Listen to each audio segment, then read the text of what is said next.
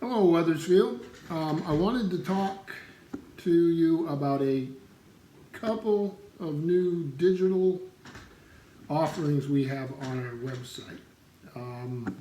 As you are aware, we have been beefing up that part of the library's collection and trying to get resources for the community that will help during these troubled times. For those of you who noticed that the winter face is gone, the beard, I took part in Vermont Beardos. It's a fundraising event for the Children's Miracle Network. It was incredibly successful, so those of you who chipped in and helped the children, thank you very much. So I think it was a record year, actually. So, but getting back to the offerings this time. We did discuss Overdrive and Libby in a previous video. Those are apps that expanded digital coverage, where we brought in Project Gutenberg books, Duke Classic books. Because the state as a whole is using digital collections much more from home than is the usual custom, there were wait times, so we're trying to get offerings out there on those platforms to take care of that. This is going to be a little different. These are not on the apps, the Libby or Overdrive. These are on our website, which is weathersfield.org. And the first one is, it's called, we did this in conjunction with the Vermont Department of Libraries. And this is called Learning Express Online. And let me just pull it up here so I can explain to you what it is. It's from EBSCO, which is a huge producer of online and digital content. And so this is available to you at no cost. It's a selection of academic and career-related solutions available in one platform. It includes skill building in reading, writing, math, and science, college admission exams, occupational licensing tests, workplace skills improvement, career exploration, and more. It includes a job and career accelerator, a job and career platform where job seekers can explore occupations, find career matches based on interests and skills, search for jobs and internships, search for scholarships, write winning resumes, and much more. Also included in this are skills centers for computers, where one can learn the fundamentals of using a computer, the internet, and popular software applications. And these are self-paced, easy-to-use tutorials in beginner to advanced mode. Now, we've done a lot of that sort of thing one-on-one at the library. But now that we're living in these times, this is the best way to move forward with those skills. As a lot of you are working from home now, remotely, the computer is going to be central for your employment, and we see some of that moving forward. So we wanted to have a one-stop portal with high-quality content to train. It has stuff for children, it has stuff for adults, it's designed for job seekers, but also for homeschooling. You can get certificate programs. All these things are available. And when you go to our website, you'll see it. Let me here pull it up so I make sure I describe it real well. It'll have Vermont with a little squiggly representing the mountains, and it'll say Learning Express Online.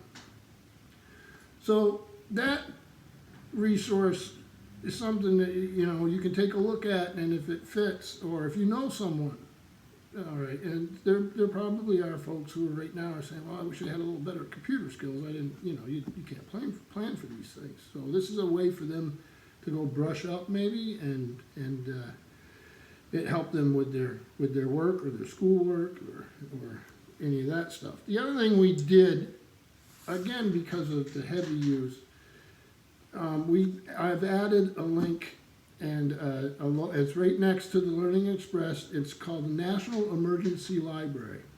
And this is how you can access free books online also. But these are different, a little different than what we've done so far. Let me just pull it up here. This is a Internet Archive owns all this, and they've been building this massive collection for quite a long time of digitized volumes. And because they've made something called the National Emergency Library. It's a collection of books that supports emergency remote teaching, research activities, independent scholarship, and intellectual stimulation while universities, schools, training centers, and libraries are closed. So this will not be a permanent thing. But during this emergency, they've gone ahead and freed up, it looks like 1,424,000 volumes. Some of these are going to be really esoteric. They're going to be really niche, but that may be important to some folks. If you're a college student, this is a good place to find stuff. If you're in sort of training programs, it's a wonderful way to find things. And just if you're intellectually curious and you've got some extra time and you want to explore, you may find some things here. So we wanted to have that available on the website also. So now with these two platforms going forward, along with Livy and Overdrive, which were the apps for your ebooks and audiobooks, electronic audiobooks, we feel like we're starting to really have a well-rounded set of offerings for the public. So when you do go into the Learning Express, you will need to, here, let me pull it up. You do have to register. Okay, from our page, you'll go in, you can see all the stuff they offer, the career preparation and all that stuff. And it does show up under our library. You won't need your library card. Just go into the website and you can put in your email and then make a password. And then that will link you to our offerings, and it also allows you to interact. You'll get, if you're getting a certificate, if you're doing prep work for your SATs, whatever you're doing. So you will have to register with that one. And it's one of the cases where you're not really registering with your library card like you do with Livy and Overdrive. So this stuff can get complicated. I tried to break it up a little bit here between with the previous video and this one for all these new digital offerings. If it's confusing to you, you can email me. And we'll put the email right down here. Anytime. I check the email constantly. If it's the middle of the night, I'll get to it the next day for you. Just write out the question. We'll get you up and running on this.